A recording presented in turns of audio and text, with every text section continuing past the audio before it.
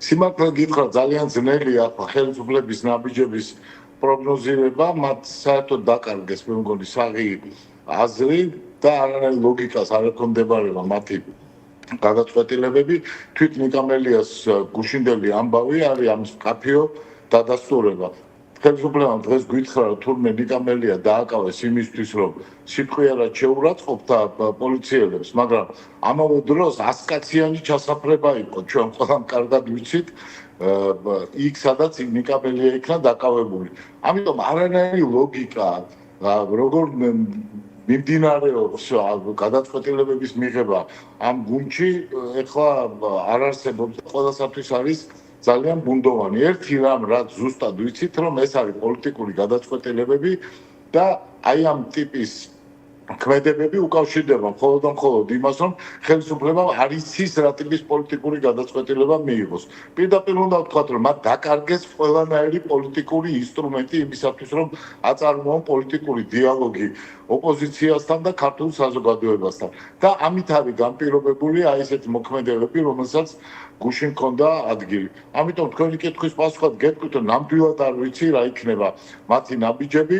ერთი რამ კი ნამდვილად ვიცი რომ ეს ნაბიჯები იქნება ავტოკრატიისთვის დამახასიათებელი დეზორიენტირებული ხელისუფლება. ნუ გზარ, ხომ არ ფიქრობთ რომ მელიას აი ამ кейსის ფონზე ვთქვათ ნიკა გვარამიას შემთხვევაში მაგალითად გადაიხადოთ გირაო და გაახანგრძლივოთ მისი თავისუფლებაზე ყოფნის პერიოდი, იქედან გამომდინარეც რომ ის ძალიან ბევრ ამ პროცესზე ადვოკატადაც გვევლინება და ასე შემდეგ. ანუ თუ ამ შემთხვევაშიც გადაწყვეტილება არის მკაფიო, ანუ რამდენად ხართ? მიუხედავად იმისა, რომ ასეთი გადაწყვეტილებები ძალიან პერსონალური არის, იმასთან ერთად, რომ ცხადია პოლიტიკური პარტიის გადაწყვეტილებებია, მაინც საბოლოო ჯამში ჩემ პირად მოსაზრება გახლავთ, რომ არ უნდა მოხდეს ასეთი ტიპის დათმობა ხელისუფლების წინააღმდეგ. ყველა დათმობამ გამოიწვია კიდევ უფრო მეტი თავდასხმა, კიდევ უფრო მეტი უსამართლობა და ახლა ხედავთ, რომ ახალი უსამართლობა არის, შემდეგ ახალი ადამიანები ხდებიან მსხვერპლები და უკვე ციხეში გვყავს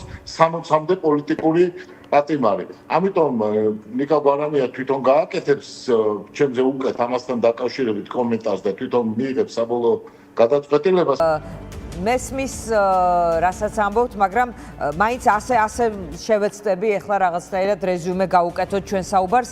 პოლიტიკური კრიზისი, რომელშიც ვართ ახლა, აღიარებულში, არ აღიარებულში, როგორ წარმოგიდგენიათ მისი დასრულება, ან რა გაგრძელება წარმოგიდგენიათ ამ შექმნილი ვითარების, მით უმეტეს იმ ფონზე, რომ თქვენ პატიმრები ემატებიან პოლიტიკოსი პატიმრები თან რომლებიც რაღაც პოლიტიკურ პროცესში უნდა იყვნენ. ძალიან კარგი შეკითხვა არის იმ მიზეზების აღმოფხვით, რომელმაც წარმოშვა ეს პოლიტიკური კრიზისი. სხვანაირად პოლიტიკური კრიზისი არ გადაიჭრება. პოლიტიკური კრიზისი წარმოშვა გაყალბებულმა, ფალსიფიცირებულმა არჩევნებმა. ერთი მხრივ და მეორე მხრივ იმ ანტიევროპულმა და ანტიცივილიზაციურმა გადაწყვეტილებამ რომელიც ჰქონდა ბატონ ყობახიძეს. აი ეს არის ორი მთავარი ამბავი, რის გამოც წარმოიშვა გადაულახავი პოლიტიკური კრიზისი ხელისუფლებისათვის. ამიტომ ეს მიზეზები უნდა იქნას აღმოფხვილი. უნდა ჩატარდეს ახალი საპარლამენტო არჩევნები სანდო ადმინისტრაციით, რომ ყველამ დავიჯეროთ, რომ გამოხატული იქნა ქართული ხალხის ნება და მეორე მხრივ უნდა მიღებული იქნას ქართული ხალხის სურვილების შესაბამისი გადაწყვეტილება ევროპულ გზასთან დაკავშირებით. აი ეს არის ის ორი ციტადელი, რომელსაც უნდა დაეფუძნოს ჩვენი ქმედებები, თუ კი გვინდა კრიზისის გადაჭრა. ადგილობრივი თვითმმართველობის არჩევნები.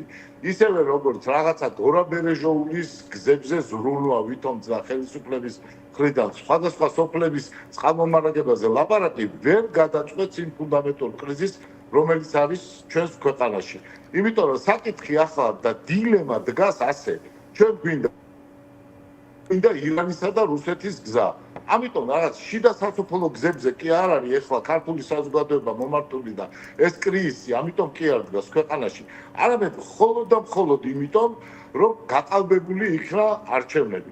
და მეცაც გეტყვით. ახლა ეს არის ფარსი შემოგდებული ხელისუფლების მიერ, რათა მონაწილეობა მიგვაგებინონ ვითომ და ამ ადგილობრივი თვითმმართველობის არჩევნებში, სადაც კარგად ხედავთ რა მეთოდები იქნება გამოყენებული გუშინდელმა დღემაც ეს დაადასტურა.